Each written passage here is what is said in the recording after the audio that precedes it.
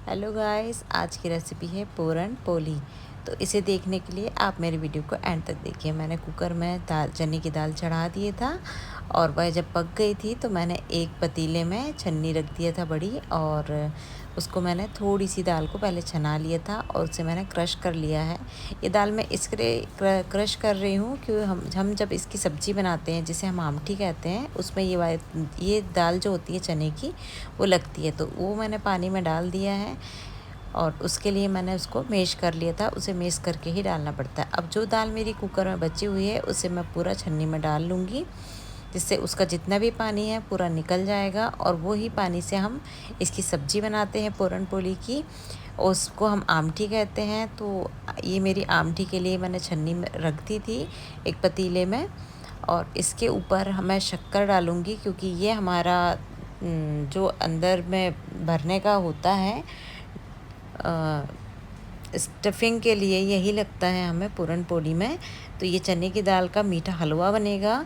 इसमें मैंने शक्कर डाल के रख दिया है ताकि ये गरम में पिघल जाएगी। तो मैं इसमें शक्कर डाल दिया है, नीचे की भाप से भी ये गरम रहेगा और ऊपर से भी मैंने इसको ढक दिया है, तो ढकने से पक जाएगा। इसमें हमें और एक चीज़ लगती है जो है कढ़ी। तो कढ़ी के लिए मैंने मट्ठा को घोल लिया था, मट्ठे में बेसन लगा लिया था। बेसन के साथ मैंने उसमें नमक, हल्दी, लाल मिर्च डाल चुकी थी। अब ये मैंने लहसुन छील के रखा था, कढ़ाई चढ़ा दी थी मैंने, और उसमें मुझे लगेगा राई, सरसों के दाने, इसे मैंने 2 चम्मच लिया है। और उसके बाद मुझे लगेगा जीरा खड़ा हुआ, तो वह भी मैंने 3 चम्मच लिया है। और इसमें एक एक्स्ट्रा जो लगता है मुझे मेथी दाना, उसको भी मैंने 1 चम्मच लिया है। मैं मेथी दाने निकाल रही थी, तब तक ये वीडियो थोड़ा सा रुक गया था। ये देखिए मैंने मेथी दाने को भी 2 चम्मच ले लिया है। अब मेरी कढ़ाई भी गर्म हो ही गई थी, तो बस ये मेरा कढ़ी में बघार लगने को तैयार है। इसमें मीठी नीम लगेगी, तो मैं मीठी नीम के लिए चली गई थी। तो बस अब मेरा वो ला कर के हो गया है, ये मेरे सब तैयार हैं। अब मैं कढ़ाई में तेल डालूँगी और ये सारे इंग्रेडिएंट्स को इसमें डालूँगी, तड़का मार दूँगी। तो तेल गरम होते ही मैंने देखा कि तेल कैसे गरम हुआ है, थोड़ा सा हाथ लगा कर के देखा कि गरम हो गया है। तो बस मैंने इसमें जीरा डाला, राई डाला और मेथी दाना डाल दिया। मेथी दाना डालने से कढ़ी का टेस्ट एकदम बढ़ के आता है। और ये मैंने लहसुन को डाल दिया है। जब तक मेरा लहसुन लाल नहीं होगा तब तक मैं इसमें मीठी नीम भी नहीं डालूँगी, और एक हरी मिर्च भी मैंने बाद में कट करके डाला है। ये इस तरह से आप चलाते रहिए तो लहसुन एक सा लाल होगा।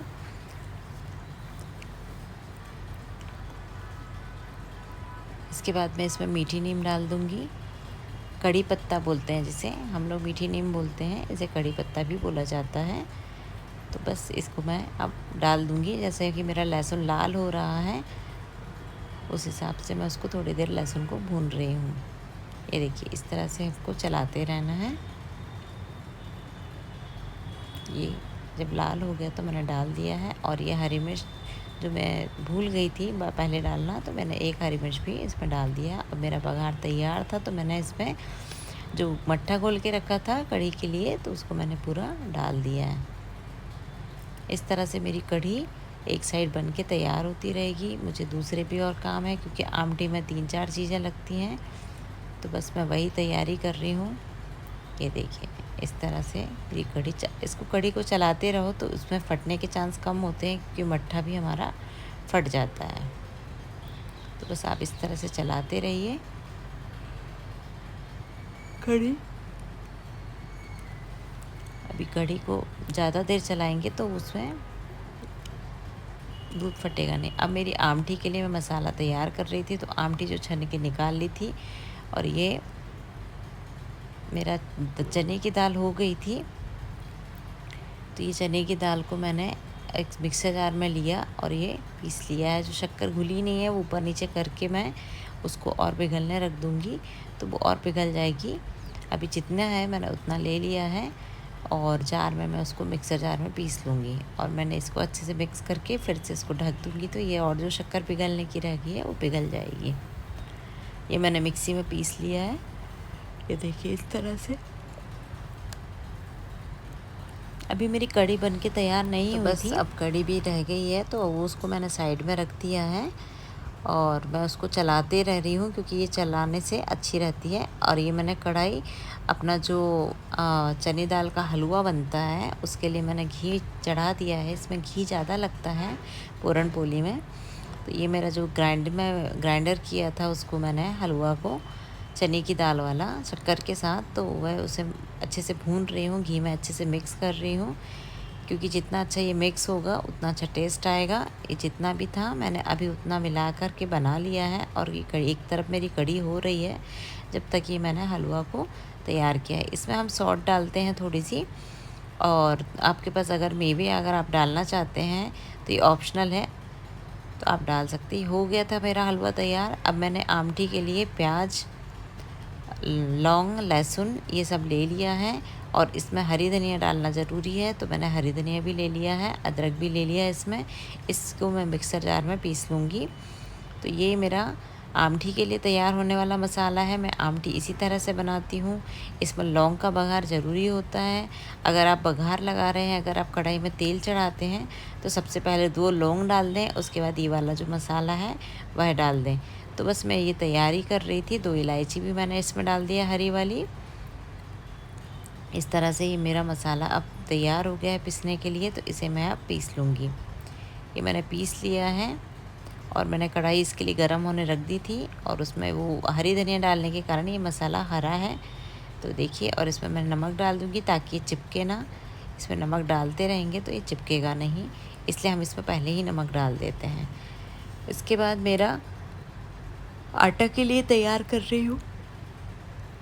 आटे में पर नमक डाल दिया है। नमक इसमें ज़रूरी होता है, थोड़ा सा मोयन भी हम डालते हैं पूरन पूड़ी के आटे के लिए। और ये आटा थोड़ा गीला मारना होता है, जैसे कि हम पूड़ी के लिए मारते हैं, लेकिन उसके मुझे इसलिए मैं इसमें ज़्यादा मिसाई कर रही हूँ कि ये अच्छी तरह से भीग जाए। इसको मैं पानी डाल करके थोड़ी देर और रख दूँगी ताकि एकदम नरम हो जाए, कि मुझे लोई बनाने में दिक्कत ना हो। इससे मैं, क्योंकि मुझे अंदर हलवा भरना है, उस हिसाब से मैं इसको ज़्यादा देर तक करती रहूँगी, पानी में भिगा दूँगी और एकदम ये गीला सा आटा मैं बाढ़ लूँगी।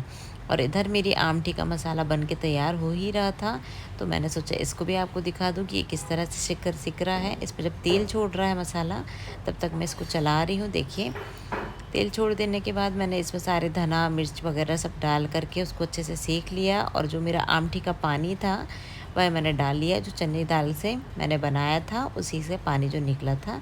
इस तरह मेरी तैयार हो गई आमटी, एकदम खौल रही है। तो इसमें लाल मिर्च की मात्रा कम थी, तो मैंने इसमें अलग से बघार लगा दिया है लाल मिर्च का। देखिए, इस तरह से अब ये तैयार है मेरी आमटी लाल मिर्च डालने के लिए। तो मैंने इसमें लाल मिर्च भी ऐड कर दी है, इससे थोड़ी सी मेरी ग्रेवी लाल हो गई है। तो इस तरह से मेरी ये कढ़ी और ये आमटी दोनों तैयार हो गई हैं। देखिए, अब मेरी ये दोनों तैयार होने के बाद सबसे ज़रूरी आइटम पूरन पोली, वो कैसे बनाना है वो आपको बता रही हूँ मैं।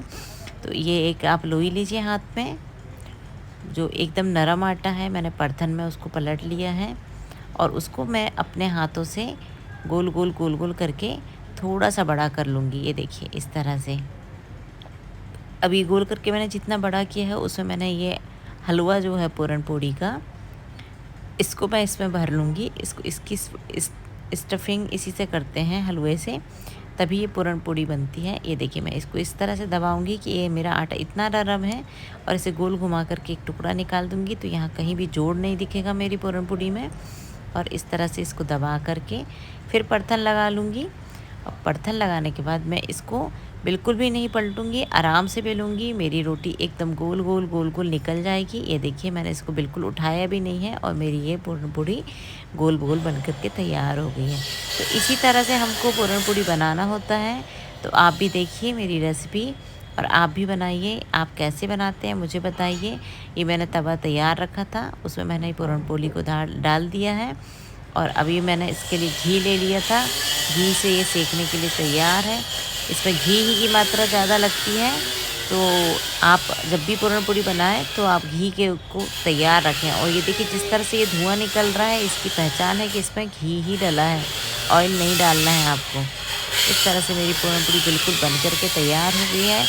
और मैंने सबसे पहले भगवान को भोग लगाया था, तो ये मेरी पहली पूरन पूड़ी थी। तो ये मैंने भगवान जी के लिए निकाल लिया है, थाली मैंने परोस के रख ली थी। और ये पूरन पूड़ी जाएगी और मैं इसमें भगवान जी का भोग लगाऊंगी। तो इस तरह से देखिए ये मेरी बन गई है। इसे मैंने एक प्लेट पर डाला है। प्लेट में डालने के बाद मैंने जो कढ़ी और आमटी तैयार रखी थी उसको मैंने एक थाली में परोसा। तो मेरी पूरन पूड़ी बन गई है। आपको कैसी लगी मेरी रेसिपी बताइएगा। Thank you.